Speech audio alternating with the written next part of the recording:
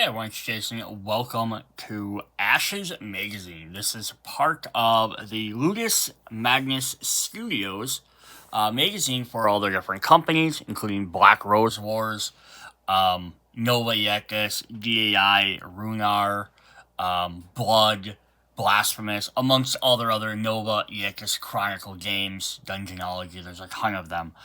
So they release these magazines periodically. Have a bunch of fun little interviews, upcoming things coming out. Plus, I also have some promo content.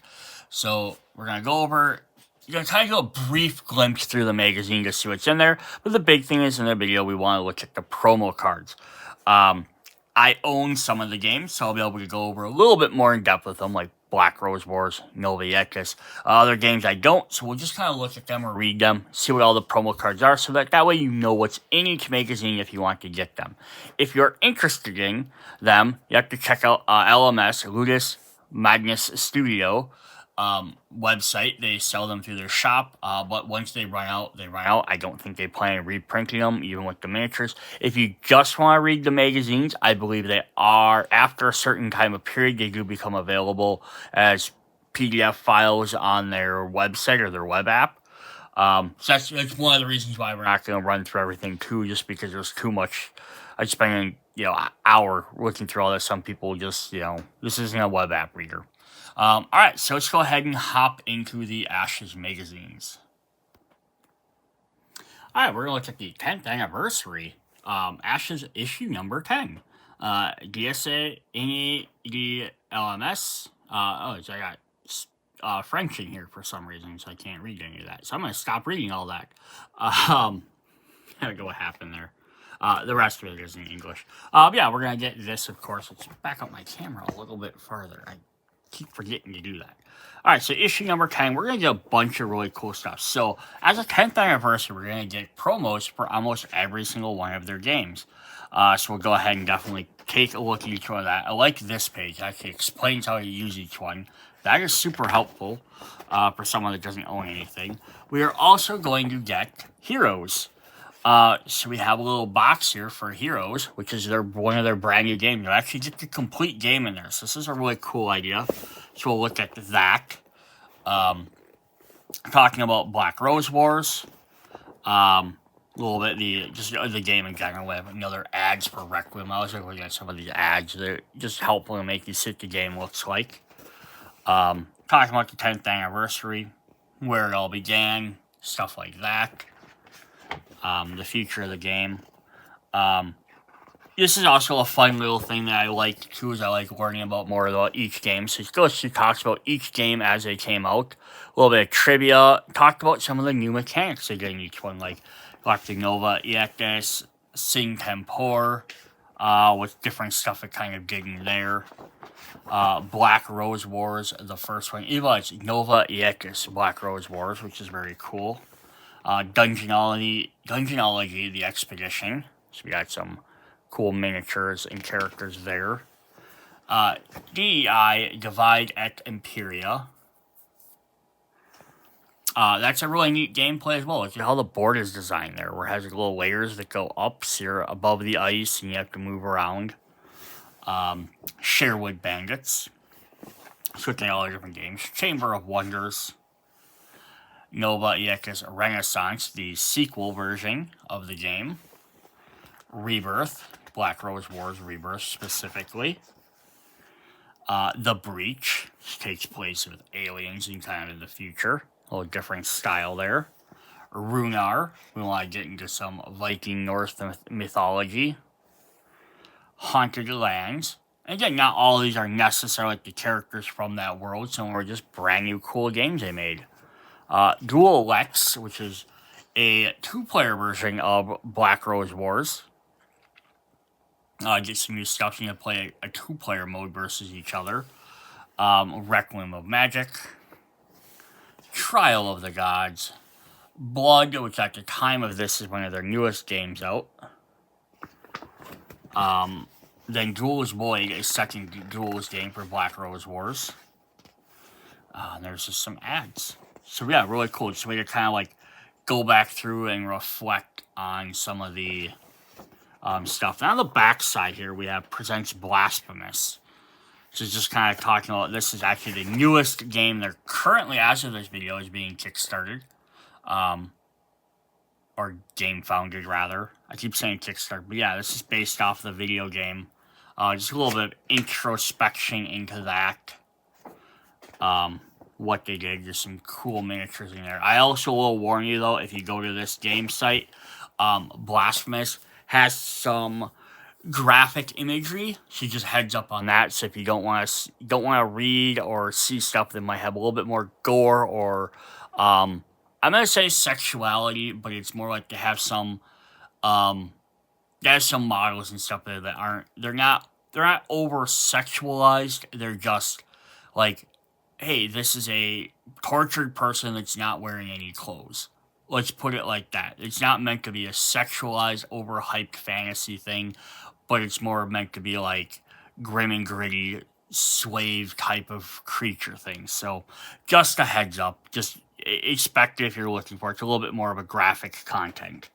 Alright, then the other thing we're going to get with this, which is really cool, before we even get into all the other stuff, is you have Nova Aetas stories. So if you watch the video for Ashes number 9, we went through the quick play. Here we're going to get Adventure into Flamme Desperations.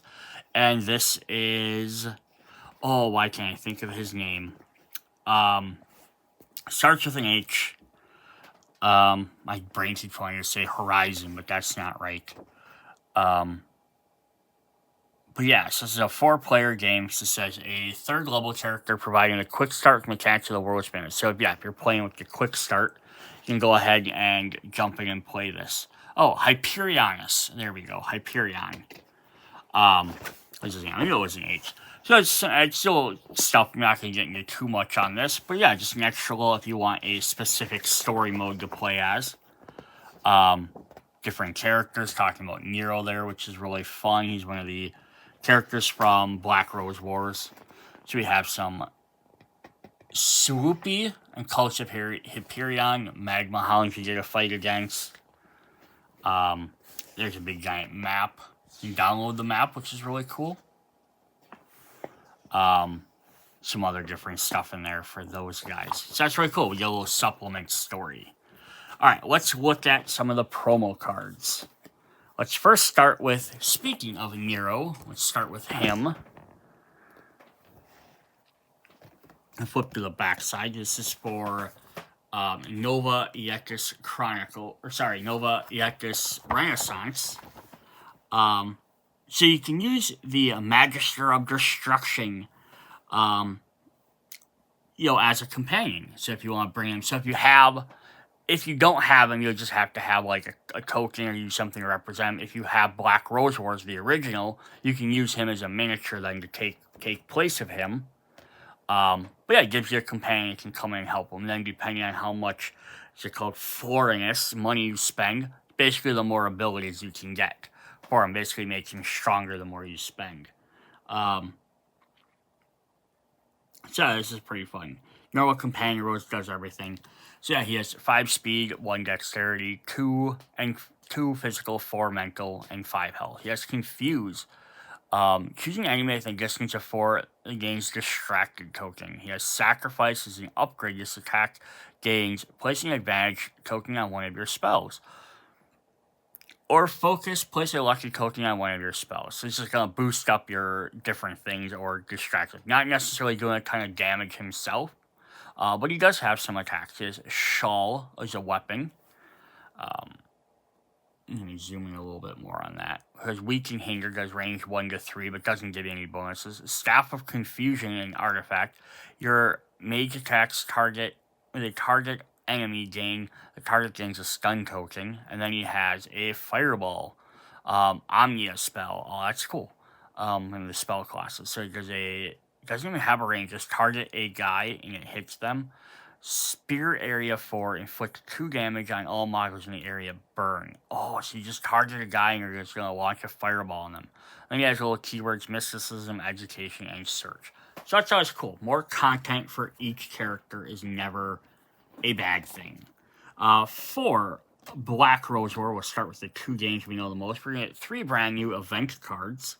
one for each phase. These just add some extra little stuff to go in there. Again, just more content. Always fun. So you have Silence is Golden. The Black Rose gains 1 rose for each mage who's in their cell, max of 2.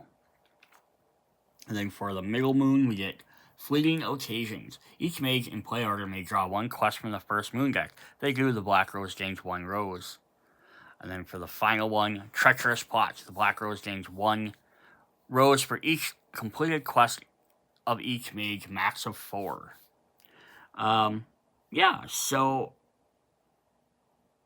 Just nothing super crazy on it. Just, it's going to give the rose extra stuff for you doing or being in certain places.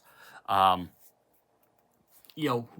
wrong with that, right? Just going to give them extra points. Like, just some pops up, they could potentially get 4 extra points, which could give them the victory towards the end of the game. Might be very possible. Just some neat, cool stuff for that. Alright, then we're going to look at these cards for, we have 3 of them here, for DEI, or Divide et Imperia. And I don't own these games, so I don't own any of the rest of these games. And I haven't read the rulebook, so I don't know exactly how these cards are doing. So we're going to use the book to try and hopefully explain them enough. It says, Black market is a place to constantly watch out for. You never know when a new resource will go on sale. Will it be your boots or an old drone activation code to make your day? New activation cards can be added to the black market following step 8. So we get this new one. So these are just black market cards. So I'm guessing this is probably like maybe a purchase. This is like a currency or a resource. I'm not sure it's going to do. It's going to get you some, either a mask, a claw, or a boot. Not entirely sure what all these mean, but you get those. We'll get a second one there that has 2 symbols and a 1. And has a red, a green plus, or a boot with a movement. So this might get you a bonus on some of those. And then the last one we have is a guy breaking into a candy machine. Gets you a red boot with 3 little face marks, a green face with a plus, and a cloth and with a triangle. So yeah, hopefully those are really cool and good cards. I wish I knew more about them so I could speak to them, but I don't. Alright, so let's look at Trials of the Gods. So for Trials of the Gods, we have some new cards here. And we're going to have the Ascendian Sea always holds new perils and surprises for the brave Argonauts who intend to face its waves. These 3 new types of travel cards add to the travel decks. We get some travel cards. Just kind of to determine different stuff. So summer or winter. Perform 2 actions, then choose 1. Any other player may perform 1 heal. Any other player may perform, I'm guessing it's probably 1 move. Near or far. Choose 1. Discard 1 column card. If you do, move your boat 1 or perform 1 action. If you do, gain a sinkhole, maybe a teleport, and a day or night.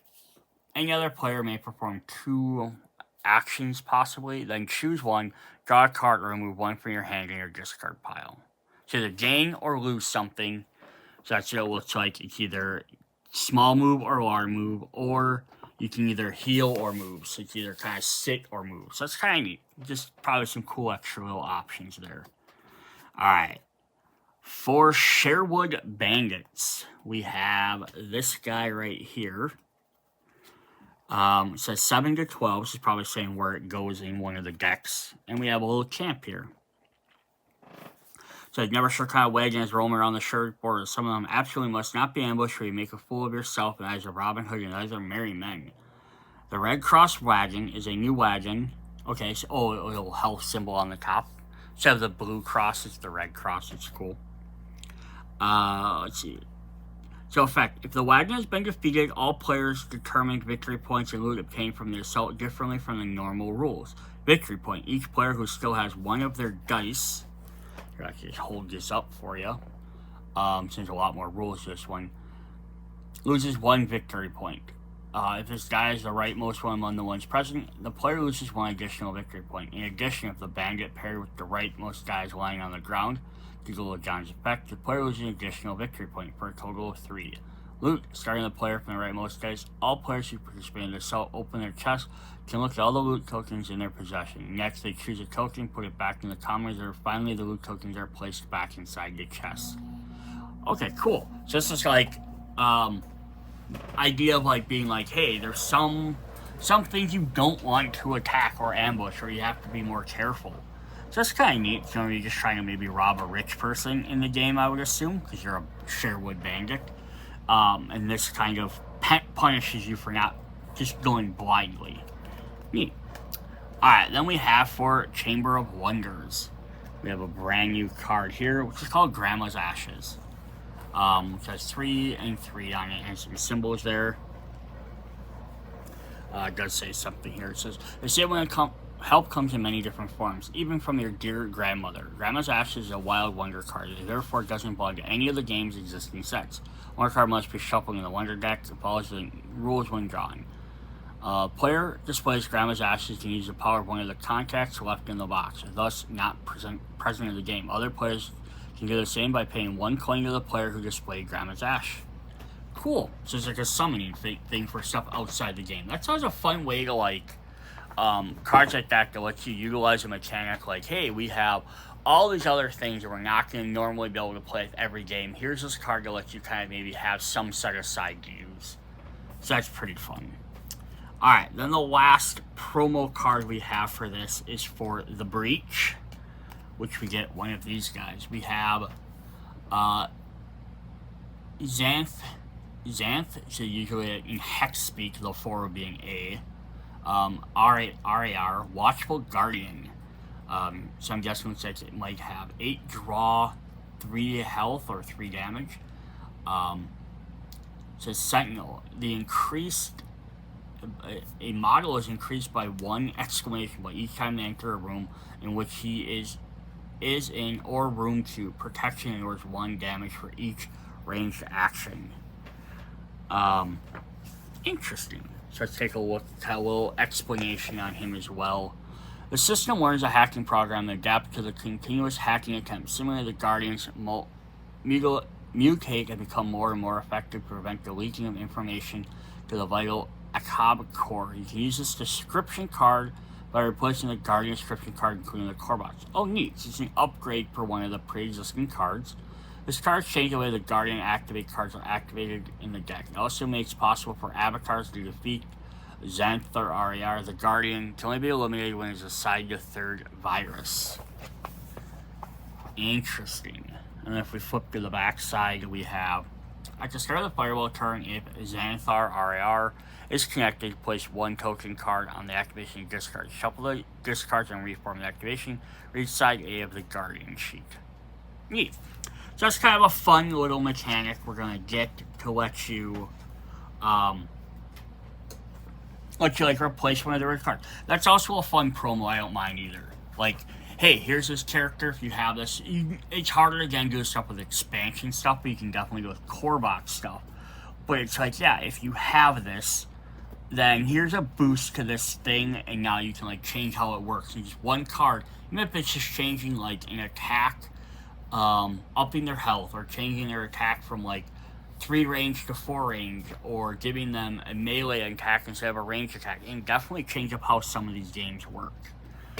Alright, then the last thing we have to look at for the promo pack here is we have Heroes.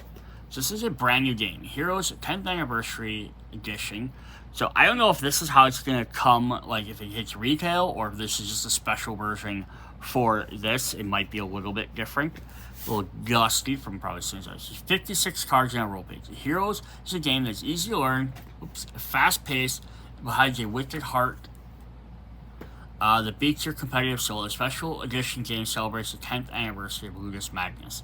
So they might re-release this as like a regular game, but maybe not with this artwork, and this might be special artwork for the 10th anniversary edition. I'm not for sure. Or it might be something they only specially release during this year, and then like it won't come around again. So if we pop this out of here, Oops. We get a nice little tin container, and we just read all that, so we're not going to look at that too much. But yeah, we open this up, just a little tin, bunch of cards in here, and a rule book.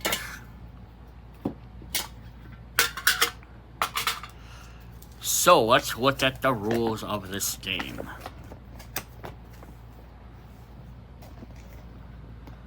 This game was chosen to celebrate the 10th anniversary of Ludus Magnus Studio. The simple game become very strategic depending on the skill and luck of the players. Heroes in a celebratory version feature a series of protagonists chosen from our community as various LMS games. So yeah, we're using characters from the game, so when they actually maybe release the full version, it might have all different or brand new artwork, which to me is all really fun. I get a cool promo edition if you get this version, but then you could also go and hunt the other one and you have different versions of the characters. Game of Go. You and another player compete there to hire the best group of heroes ever. You draw cards from the shared deck, take turns playing cards from your hand, trying to form a group of 5 heroes in different ways. So setup. Shuffle and place the deck A face down the side playing area between you and the other player. Each draw 5 cards from your hand. Create your discard pile by placing one of the revealed cards on the top of your deck. All cards discarded will always appear. The random player determines first. So each player... Each card in your side by placing... from the top of the deck. Okay, so just take one card from the deck and make a starting discard pile. Alright, guilds, powers, and heroes. The cards you play are different guilds. Each of them has a power which generates an effect when played in response to it. See effects of power. Each guild is distinguished by its own color, symbol, and the features drawing one of the heroes. So like all the assassins are going to be Sophia and have the same symbols. Complete a deck. If the cards in the deck run out, shuffle the discard piles and form a new deck. Create each player's discard pile again by placing revealed cards on top of the deck. Visible cards. Cards in your hand are visible only to you unless an effect or rule forces you to reveal them. Cards in the discard pile are placed in columns, are always visible, and must be played face up. On your turn, draw a card from the top of the deck at the beginning of the turn. First player skips a step. Choose whether to play a card from your hand. If you have 4 more cards in your hand, you're obligated to play 1 card. Reveal the card you want to play, your opponent asks if they want to play in response. If they don't, your card is played. A played card is placed face up on your side of the playing area. If a column for that card's guild area, just place it in that column, otherwise create a new column. Perform the effect of the card you just played, pass your turn. End of the game. You win as soon as you have a group of at least 5 heroes on your side, whether they're all from the same or different from each other. So, okay, so each time I play an assassin, so if we just look at like some of these quick, so I have like assassin, fighter, cleric, and doppelganger. So if I play an assassin, the next time I play an assassin, I keep putting it on there. So if I have, so each time I get a new assassin, I play it on top of another assassin. Each time I play a cleric, I start a new pile. Doppelganger's a new pile. Just so you can easily look down and be like, oh, you have 2 assassins, a doppelganger, and a fighter.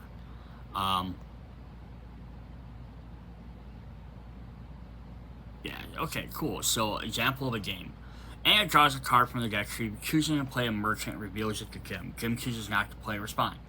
Thus, Anna's merchant is played. Anna has no merchant on her side. She creates a column and places it there. Anna resolves the effect of the merchant, draws a card from the top of the deck. It's Jim's turn, who draws a card and decides to play an assassin and reviews it. Anna decides to play a response and plays a mage. It's a required response and an additional card. Jim's assassin is discarded. It doesn't resolve. Jim's turn ends. Okay, cool. So then we have effects of the power. So before we look at those, I just want to look at the cards quick. I'm just zooming on these rather than moving my camera. So we have Sophie the Assassin. It's really fun because they're all from different stuff. She's from Nova Aetas. We have Alexandria, who's a cleric, who's from Sin Tempor, I believe. We have Doppelganger, who's Radu, who's from Blood. We have Fighter, who is Sturm, so he's possibly from, he's from one of the newer games. He's from a DEI, I'm guessing. We have the Mage Cassandra, who's from Black Rose Wars, which is fun because she's a Kickstarter character, actually. Then we have the Merchant Valerios from Nova Aetas and Black Rose Wars. We have Rebecca, who's the Necromancer, so she's from Black Rose Wars. She's also from Nova Aetas, but not this version of the Necromancer. So those are our 1, 2, 3, 4, 5, 6, 6 different classes, 7 different classes.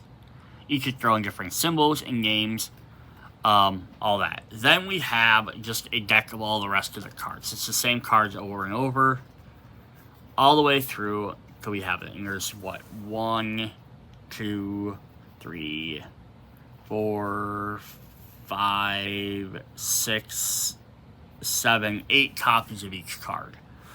And there's the back of the deck for them. So 7 or 8 of each card. Yeah, so each one's going to have their own special effects. So, let's go ahead and look at these. When we have the Cleric, now this is easy, because they don't list them on the cards, so you're going to have to kind of have these in mind.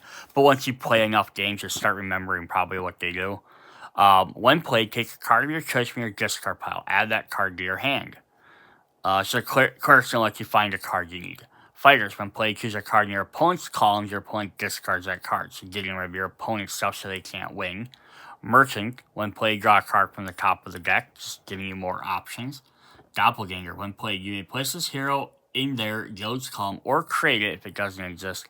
Or you can place this hero in a column of another guild on your side, but only if it already exists. If you place it in a column of another guild, they don't perform the effect, but they count as a hero for that guild for victory purposes. Assassin, when played, your opponent reveals their hand, and you choose any card from it and discards it. Necromancers, when played, take a card of your choice from your opponent's discard pile, add it to your hand. So they have to, worry about what they play. And then the Mage is the only one that actually has a response. When played, place this hero in their guild column or create it that doesn't exist. So it doesn't do anything when normally played on your turn. It's meant for responses. You can discard this card and one other card from your hand. If you do, the card your opponent wants to play is discarded without being played. So that's kind of neat. So we have one that lets you just get cards and do stuff. So yeah, again, to win the game, either you have to have 5 different mages, so 5 different different guilds, or you have to have 5 of the same one. Which could be a little bit trickier, but it is definitely possible. Yeah, so it's really cool. And then it talks about the Nova Aetas Chronicles. I'm not going to go over all that. Talks about Judas and that. So yeah, that's a really fun little extra game we did a pickup for that. Really cool. Alright, so that's Ashes issue number 10. Hope you guys enjoyed these Ashes videos. I'll try to keep an eye out and pick up more of the older ones if I can, as well as pick up any new ones. See you guys later. Bye.